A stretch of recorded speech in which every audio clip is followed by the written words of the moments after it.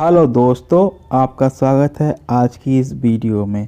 हम आपके लिए सीटेट ईवीएस एनसीईआरटी की कक्षा 3, 4, 5 की महत्वपूर्ण प्रश्नों की श्रृंखला 2 लेकर आए हैं, जो आपके सीटेट एग्ज़ाम में 10 नंबर तक दिला सकती है। इससे पहले हम आपके लिए इसका लेक्चर 1 लेके आए हैं, जो यदि आपने नहीं देखा है तो आप हमारी प्लेलिस्ट में जाकर देख सकते हैं। तो बिना देर करते हुए हम आज का ये लेक्चर प्रारंभ करते हैं।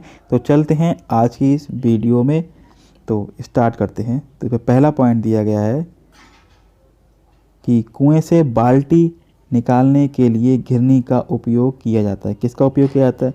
कुएं से बाल्टी निकालने के लिए घिरनी का उपयोग किया जाता। ठीक है। अगला पॉइंट दिया गया पुल। पुल के बारे में दिया गया। पुल क्या होता है? पुल या तो बांस अथवा सीमेंट और ईंट या लोहे की सरिया के बने होते हैं। पुल जो होते हैं या तो बांस के बने होंगे या सीमेंट सरिया और लोहे की सहायता से बने होते हैं। अब यहाँ पर बल्लम।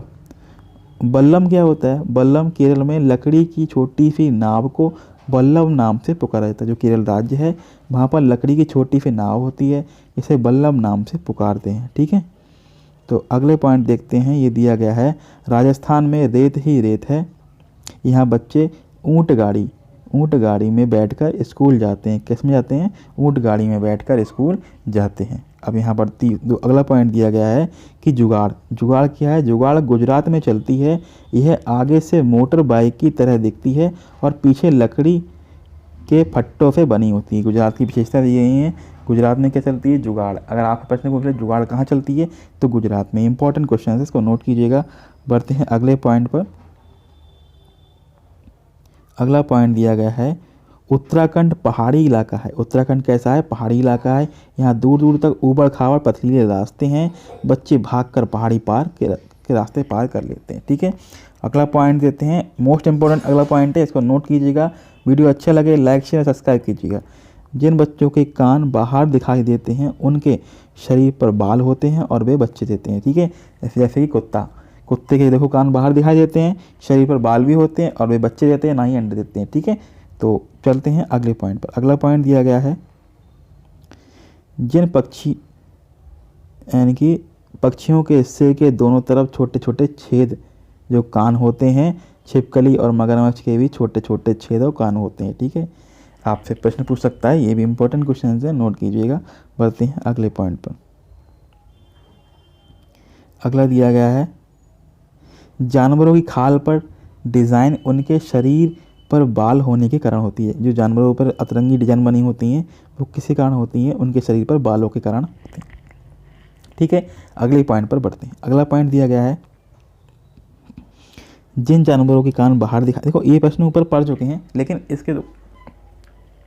इसी के साथ नीचे एक प्रश्न और जुड़ा है, उसको भी जानते हैं, इसलिए ये प्रश्न यहाँ दोबारा रिपीट किया गया है। जिन जानवरों के कान बाहर दिखाई देते हैं उनके शरीर पर बाल होते हैं और वे बच्चे देते हैं, और जिन जानवरों के कान बाहर दिखाई नहीं देते उनके शरीर पर बाल भी नहीं होते हैं भैया, और वे अंडे देते हैं। ठीक है।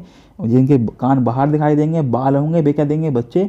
और जिनके कान दिखाई नहीं देंगे और जिनके शरीर में बाल नहीं होंगे, वे क्या देंगे? बच्चे देंगे, वो अंडे देंगे। सॉरी।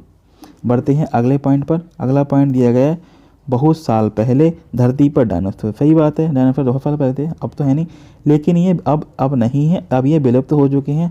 अब सिर्फ हम डायनासोर कहाँ देखते हैं? फिल्मों में, पुस्तकों में और फोटो में ही देख सकते हैं भैया। अगला पॉइंट इंपॉर्टेंट हमारा पूछ सकता है, हमारा राष्ट्रीय पशु क्या है? हमारा राष्ट्रीय पशु क्या है? बाघ है। अब यहाँ पर हाथी की कुछ विशेषता दी गई हैं, अब उनको बारे में हम यहाँ पढ़ेंगे। ठीक है।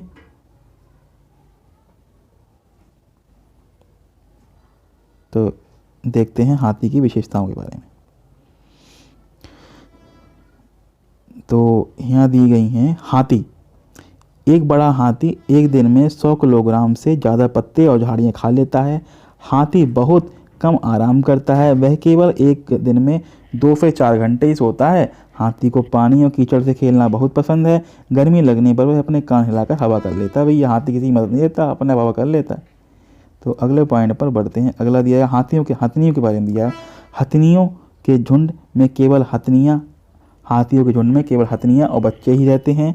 झुंड की सबसे बुजुर्ग हथनी पूरे झुंड की नेता होती है भैया। एक झुंड में केवल कितने होते हैं? 10 से 12 हथनी ही होती है, हाथी और उनके बच्चे होते हैं। हाथी 14-15 साल तक ही झुंड में रहते हैं और 14-15 साल के बाद वे झुंड को छोड़कर अलग रहने चले जाते हैं। और अगला जो है मोस्ट इम्पॉर्टेंट क्वेश्चन है कि 3 माह के हाथी के वजन कितना होता है? 200 किलोग्राम होता है। जो हाथी के बारे में विशेषता दी गई हैं, इन सभी विशेषताओं का आप क्रमबद्ध तरीके से अध्ययन कीजिएगा, इनसे प्रश्न पूछ सकता है। अगला पॉइंट दिया है, जानवरों के समूह को क्या कहते हैं? झुंड कहते हैं। झुंड के में रहने वाले जानवरों को मिलजुल कर सभी काम करते हैं, जैसे खाने की तलाश, घूमना, खेलना और नहा। जैसे आप मान लीजिए हमारा परिवार, अगर आपका परिवार संयुक्त परिवार है तो काम बढ़ जाते हैं, अगर संयुक्त नहीं है तो काम आपको अकेले करने पड़ते हैं। तो इसलिए संयुक्त परिवार इज़ द बेस्ट परिवार। तो लाइक शेयर सब्सक्राइब कीजिएगा। बढ़ते हैं अगले प्रश्न पर। अगला प्रश्न दिया गया है, बगुला और भैंस में क्या है? सहजीवी जानवर हैं। बगुला भैंस के शरीर पर पड़ने वाले कीड़ों को खाता है, क्योंकि भैंस और बगुला के मध्य सहजीविता का संबंध होता है। क्या होता है? सहजीविता का संबंध होता है। मोस्ट इंपॉर्टेंट क्वेश्चन नोट कीजिएगा 2021 सीटेट के लिए। अगला देखते हैं खिचड़ी। अब ये खिचड़ी क्या है इसके बारे में जानते हैं। तो खिचड़ी यह एक पेड़ होते हैं, ये राजस्थान इलाकों में खूब पाए जाते हैं। ठीक है, इन्हें पानी की आवश्यकता कम होती है। इनकी छाल दवा के रूप में काम आती है। इनकी लकड़ियाँ को कीड़े भी नहीं लगते हैं। यह पेड़ की फलियों को सब्जी बनाने के काम आती हैं। इनकी पत्तियाँ वहाँ पर रहने वाले जानवर खा लेते हैं और इनकी छाया में बच्चे बहुत खेलते हैं। खिचड़ी के बारे में विशेषता दी गई, इनको आप नोट कीजिएगा। पढ़ते हैं इन्हीं के बारे में अगले, ये कहाँ पाए जाते हैं, इनके दिए गए। तो राजस्थान के जोधपुर के एक गांव में खिचड़ी के बहुत से पेड़ होने के कारण इस गांव को खिचड़ी नाम दे दिया गया। अब क्या करा उन्होंने, राजस्थान का एक गांव था जो जोधपुर के पास था, तो उन्होंने वहाँ देखा खिचड़ी के बहुत सारे पेड़ हैं। तो उस गांव में कुछ लोग बस के रहने लगे, तो उसने उन्होंने गाँव को क्या नाम दे दिया? खिचड़ी नाम दे दिया। अब अगला पॉइंट, राजस्थान के जोधपुर के खिचड़ी गाँव में बिश्नोई समाज रहता है। अगर आपसे प्रश्न पूछ सकता है, राजस्थान के जोधपुर के जो खिचड़ी गांव है ना, वहाँ पर कौन सा समाज रहता है? तो यहाँ पर बिश्नोई समाज रहता है। ये लोग पेड़ों और जानवरों की रक्षा करते हैं और रेगिस्तान में होते हुए भी यह इलाका आज भी हरा भरा है। ठीक है, मोस्ट इंपॉर्टेंट क्वेश्चन है, नोट कीजिएगा 2021 के लिए। तो आगे बढ़ते हैं। यहाँ पर कोई अनीता नाम की लड़की है, उसके बारे में दिया गया। अनीता कुशवाहा मुजफ्फरपुर ज़िले के बोचहा गांव में रहती है। ये बोचहा गांव कहाँ है? मुजफ्फरपुर, ये बिहार में है। वह छोटी थी तब दिन भर बकरियां चराया करती थी। टीचर ने बताया कि कक्षा 5 तक की पढ़ाई के लिए कोई खर्चा नहीं होता है। तब वह पढ़ने के लिए शहर गई। 5वीं कक्षा पास कर ली। अब वह कॉलेज एवं स्कूल पढ़ने के साथ मधुमक्खी पालन का काम भी सीख लिया भैया उसने। ठीक है, पढ़ा भी और मधुमक्खी का काम भी सीख लिया। बढ़ते हैं अगले पॉइंट पर, क्या दिया है उसके बारे में। तो कहते हैं कि गांव में अकेली लड़की जो मधुमक्खी पालने के एक सरकारी कोर्स में भाग लिया। मधुमक्खी पालन के 2 बक्से खरीदे। एक बक्से की कीमत क्या थी? 2000 रुपये। आगे बढ़ते हैं। बाकी बचे रुपए से 2000 रुपये का बक्सा खरीद लिया। ठीक है, तो बाकी बचे रुपए से मीठा घोल तैयार करने के लिए चीनी खरीद ली। फिर छत्ते को साफ करने की दवाइयाँ खरीद ली। हर बक्से से कितना शहद निकलता है? 12 किलो शहद निकलता है। अनीता होलसेलर बनना चाहती थी। वे मधुमक्खी पालने वाले को शहर की सही कीमत दिलाने में मदद कर सकती थी। ठीक है, तो ये अनीता के बारे में दिया गया। अनीता कहाँ की रहने वाली थी? ये मुजफ्फरपुर के बोचहा गांव की रहने वाली थी। ये मतलब पहले मतलब बकरी चराया करती थी। ये सब कुछ विशेषता दी गई हैं, तो आप क्रमबद्ध तरीके से पढ़िएगा। वीडियो अच्छा लगे तो लाइक शेयर सब्सक्राइब कीजिएगा। बढ़ते हैं अगले पॉइंट पर। तो मधुमक्खी पालन मुजफ्फरपुर ज़िले के बोचहा गांव में बहुत सारे क्या हैं? लीची के पेड़ हैं। क्या हैं? लीची के पेड़ हैं। लीची के फूल कब आते हैं? ये फरवरी माह में खिलते हैं। ठीक है, लीची के फूल मधुमक्खी को बहुत अच्छे लगते हैं, इसलिए यहाँ के लोग मधुमक्खी को पालकर शहद बनाने का काम करते हैं। ये मुजफ्फरपुर ज़िले के बोचहा गांव की विशेषता हैं। आपसे ये प्रश्न कोर्ट में पूछ सकता है, तो कृपया नोट कीजिए। तो अगले पॉइंट दिए गए हैं इसी मधुमक्खी पालन के सिलसिले में कि अक्टूबर से दिसंबर तक का समय मधुमक्खी पालन के लिए अंडे देने का समय होता है। तो मधुमक्खी का जो अंडे देने का समय क्या होता है? अक्टूबर से दिसंबर का समय होता है। मधुमक्खी पालन शुरू करने का यह सबसे अच्छा समय है। अगर आप मधुमक्खी पालन करना चाहते हैं तो अक्टूबर से दिसंबर तक का समय आपके लिए अच्छा रहेगा। तो अब मधुमक्खी की कुछ विशेषता है मधुमक्खी की यहाँ, तो वो आप देखिए। रानी मधुमक्खी जो होती है, छत्ते में एक रानी मधुमक्खी होती है जो अंडे देती है। छत्ते की कुछ नर मक्खियाँ भी होती हैं जो छत्ते के बहुत सारे काम करती हैं, करने वाली मक्खियाँ भी होती हैं। उदाहरण के छत्ता बनाने का काम करती हैं, बच्चे पालने का, रस लाने का काम भी करती हैं बहुत सारी मक्खियाँ। आगे देखते हैं।